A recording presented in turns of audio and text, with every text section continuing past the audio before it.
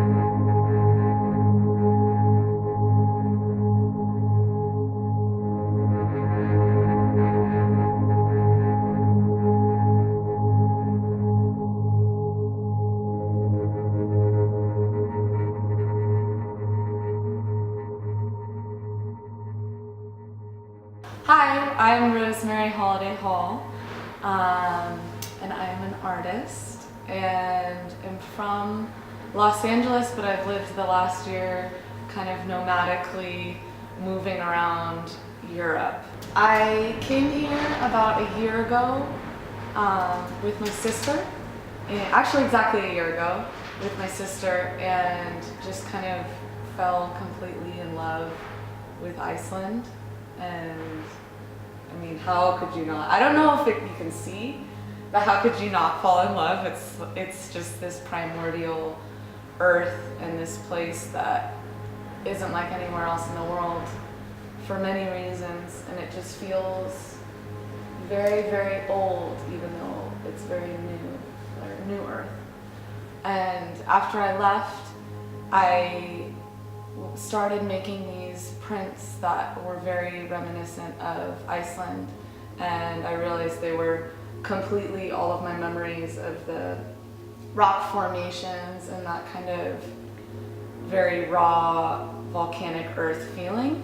I started by continuing a project I've been doing this year around rock collecting and rocks as kind of these time capsules for memories of a place and also your personal memory.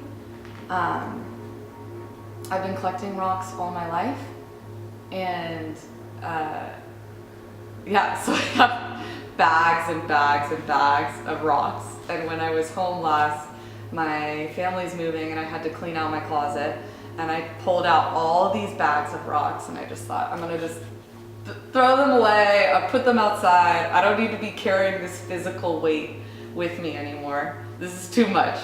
And then I started pulling them out and realized that they were these kind of distilled memories of who I was with, where I was. I could remember every single one, and it just felt like a time capsule, like a memory in this stone that I had kind of held and, I don't know, almost put it inside of its fabric. I mean, sedimentary rock is actually the life and death of a place.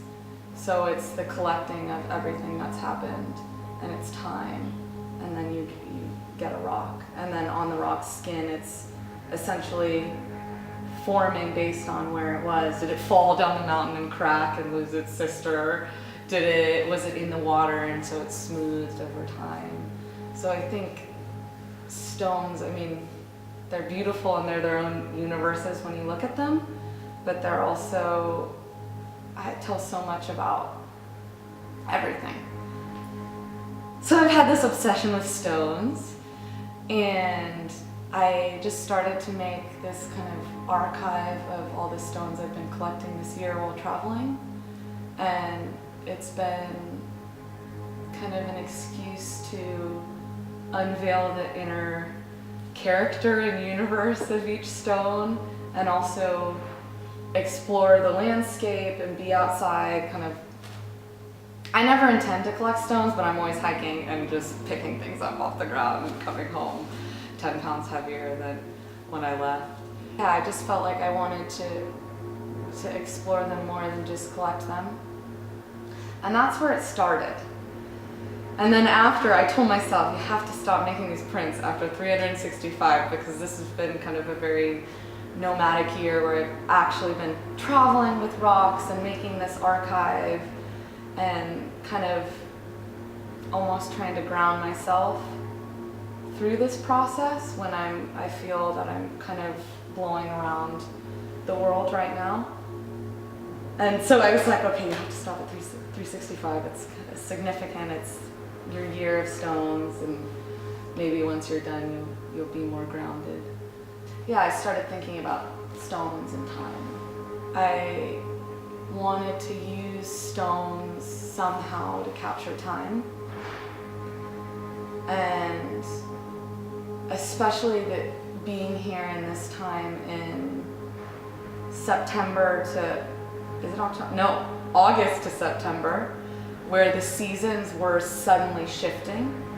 The time was moving first slow and then very quickly, and you can just see I guess by tracing the sun, how quickly we were moving into darkness. I wanted to capture time using the sun and using these rocks. So kind of connecting the celestial and the terrestrial and bringing them together in some way, because that was so important to my experience here. And so I created my rock, I call it a shadow catcher. It's kind of capturing this dreamy thing that's a shadow. I wanted to use this rock shadow catcher to catch the sun and to kind of understand the sun a little bit more and I really wanted to work outside, so this was the perfect excuse to do that. So I set it up and really didn't know what it was going to look like. It was basically, I just made this machine to make paintings, and I could kind of predict what they would look like, but I had no idea how fast the shadows would move. And so the first day I set it up, I found that the sun would come over at around 2 to the side of the building where I was painting the mural. And then I decided that I was going to every hour paint a different color, so you could kind of go back in time and see this time warps. But as I started to paint, the shadows were moving by the minute, and it became this kind of manic game to catch this very ethereal existence, this shadow that can't be caught. And I was just trying so hard to make a documentation of them, and they didn't want to have a documentation taken. I started working on this mural and trying to capture the sun, and I became very interested in shadows as well, and kind of using the environment as a tool to make work and to catch shadows and to catch light and to make different things like machines like this. And I ended up making these kind of rock skins that were their prints, and I essentially made prints and then covered them in a kind of like skin and then rubbed the paper off, so they were these very delicate, almost decomposing fruits of my labor. And I wanted to use them to capture the sun and cast shadows somewhere outside.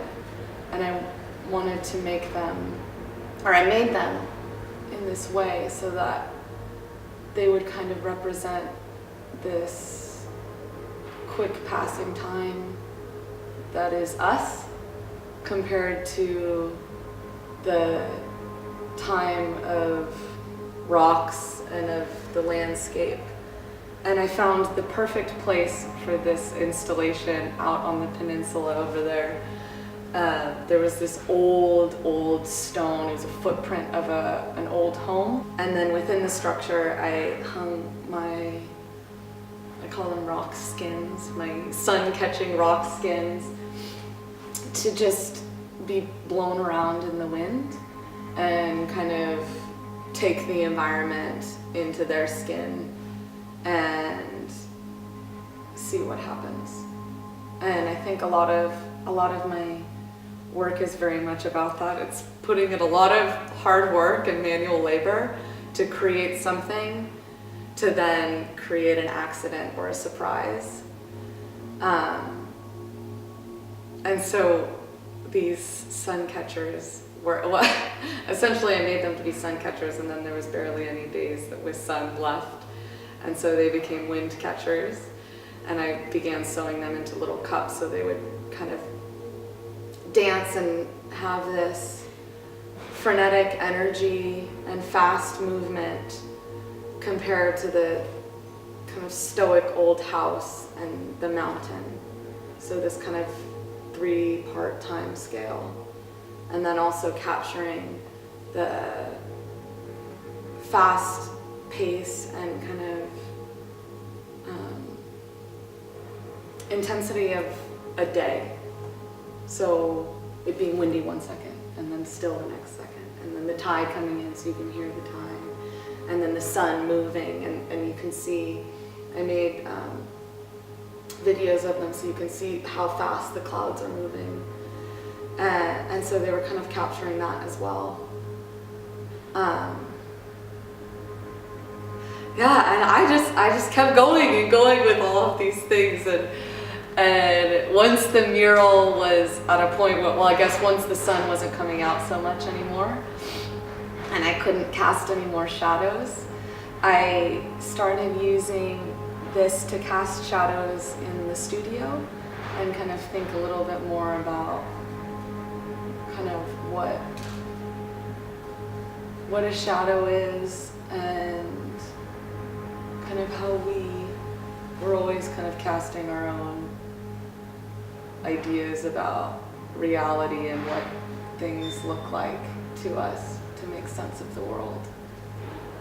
And so I started making these worlds, these paintings, with this kind of constellation within the studio, moving the light like the sun, but a little bit more chaotic than the one outside because it was fixed in one place. I don't know, I feel like this place really helped me explode and kind of blow up creatively. I think places either really grab you or they don't, and I knew Iceland grabbed me when I first came here, and I knew I had to come back, but I did not expect how intense it would be and how ecstatic it would make me. I would wake up every morning and just be like, felt like I was exploding, because I mean, this mountain temple structure out there, and I mean also not only the landscape but the people here, and the fish factory is a really special place. I've never experienced anything quite like it. It's so full of really positive and hardworking energy, and it kind of creates this safe space where it kind of blows the roof off of anyone's head as to like the possibilities of things that they could do, and kind of offers the support and the space to do it in. And